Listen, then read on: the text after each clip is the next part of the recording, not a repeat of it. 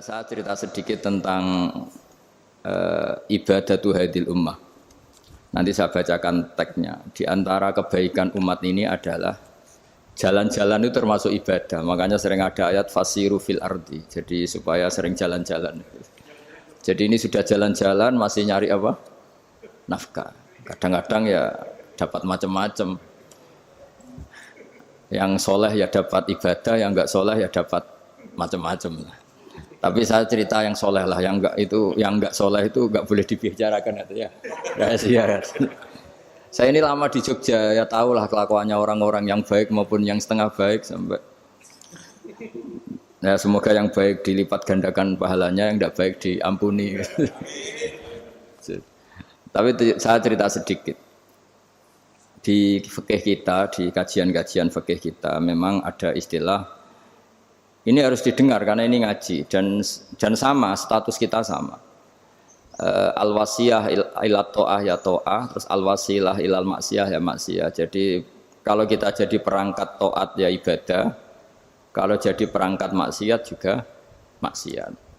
Sehingga di ilmu medis maupun di jasa online atau ojek atau apa, misalnya pertanyaannya kita pekerja paket profesional.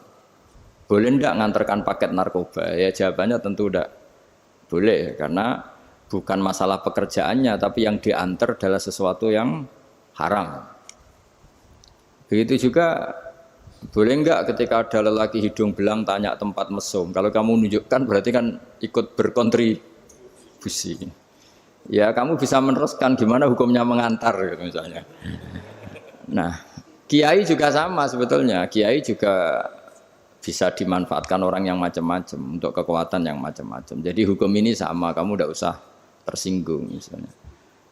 Kalau di fikih biasanya disebutkan menjual pedang pada begal juga enggak boleh karena digunakan yang tidak baik.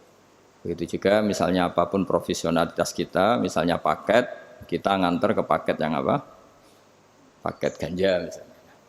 Fikih ini harus kamu ketahui dulu sehingga hukum turunannya, ingat Allah misalnya, ini bisa kena. Kita tidak boleh ingat Allah dalam keadaan maksiat yang enggak diridani Allah. Karena mau tidak mau fikih ini hukum dasar. Sholat pun bisa kena semprit. Misalnya kita sholat karena tugas, bukan karena lillahi ta'ala. Makanya dulu itu ada guyonan Mas Wahyu itu, ada imam dari masjid besar di negara sebelah, tidak perlu saya sebutkan negaranya. Itu cerita imamnya itu digaji 100 juta per bulan, datang ke Surabaya gitu. Muadzinnya itu digaji 75 juta, keren. Terus ngerti imam di Indonesia naik ontel, sudah watok naik ontel, nggak ada yang gaji, musolanya jelek, terus sudah ada jepit, ada dia kerasan di musola karena sering dimaki-maki istrinya sudah. Jadi itikafnya itu ya sambil menghindar itu, bukan makanya banyak masjid Indonesia itu banyak yang itikaf itu karena di rumah ada betah. Sudah diomelin nggak ada AC-nya, sekarang masjid banyak AC-nya kan. Kamar mandinya juga gitu, di rumah sama di masjid bagus. Di masjid. Makanya pengurus masjid yang daerah-daerah sini sering cerita ke kita, kudune ngising ning omah Gus, mlayune moro masjid karena itu cerita. Indonesia itu negara yang enggak benar katanya. Imam dan muadzin tidak digaji. Terus dia cerita-cerita kebaikan negaranya dan buruknya negara kita. Lama-lama kiai itu mangkel. Kiai Indonesia itu kan cerdas-cerdas, meskipun jarang yang kaya tapi cerdas-cerdas. Dia muji negara. Lama kalahnya itu dibeginiin sama kiai Indonesia.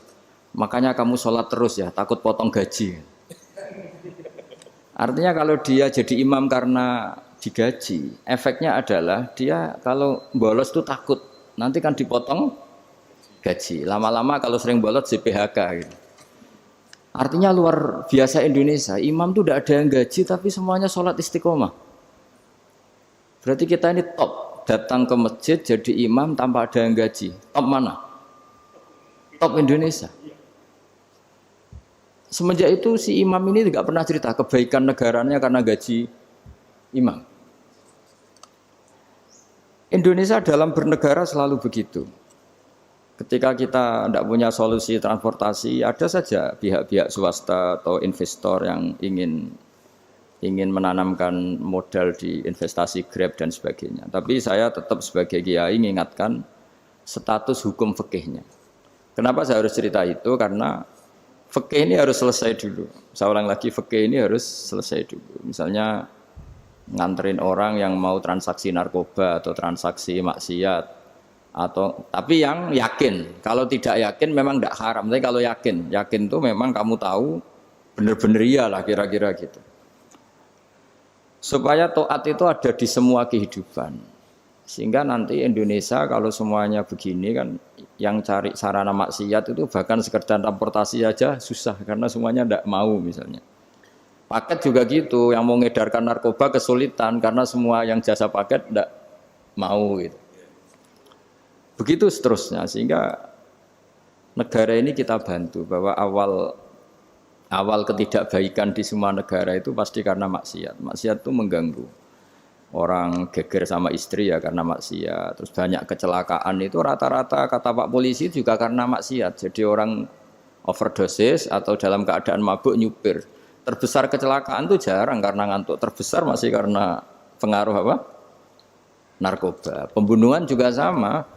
Orang Indonesia itu mudah sekali memaafkan temannya, tetangganya. Tapi kalau sudah efek dari narkoba, bunuh itu jadi mudah itu. Jadi, nah, Anda juga harus fair, jangan.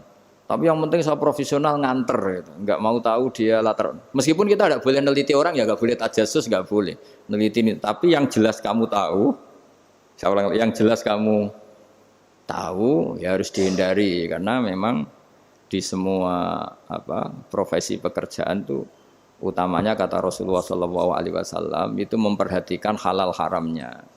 Tapi ya saya ulang lagi tidak boleh sok suci, tidak boleh tajasus, tidak boleh neliti orang lain. Tapi kalau yang jelas-jelas untuk maksiat maka harus kita hindari. Termasuk masjid sekalipun. Dulu zaman Nabi itu ada masjid namanya Masjid Dirar. Untuk memecah konsentrasi sahabat. Sahabat itu begitu mencintai Nabi, mencintai Rasulullah. Ada orang kafir pinter, orang munafik pinter. Ini Muhammad harus ditandingi.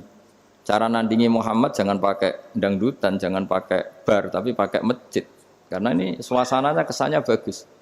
Dibikin masjid tandingan supaya orang tidak ke Muhammad semua, tapi ke masjid ini. Ini pikirannya orang munafik. Artinya jangan kira terus masjid bebas hukum ya enggak juga. Masjid juga bisa kena semprit karena ini mendirikannya untuk bikin apa? Tandingan untuk bikin masjid diror kalau istilahnya Quran masjid diror. Semua sarana kebaikan juga gitu. Yayasan yatim piatu juga kena hukum, pondok juga kena hukum, semuanya kena hukum. Ada orang ingin jadi kiai padahal tidak pernah ngaji terus bikin pondok. Akhirnya dia dipanggil Pak Yai, anaknya dipanggil Gus padahal najis saja tidak tahu. Itu kan kasihan umat, akhirnya ada penyelewengan. Jadi semuanya kena hukum. Jadi Anda jangan tersinggung ketika saya cerita fikih untuk para teman-teman yang di Grab karena memang semuanya kena hukum, bukan ya. Mesra dengan istri juga kena hukum. Orang terlalu mesra dengan istrinya pasti ibunya terlantar karena menuruti bojo ya nuruti ibuke gitu. Kalau nuruti ibuke istrinya yang terlantar. Yang loyal sama teman ya istrinya terlantar. Yang takut istri temannya terlantar. Jadi itu semuanya kena hukum tanpa terkecuali.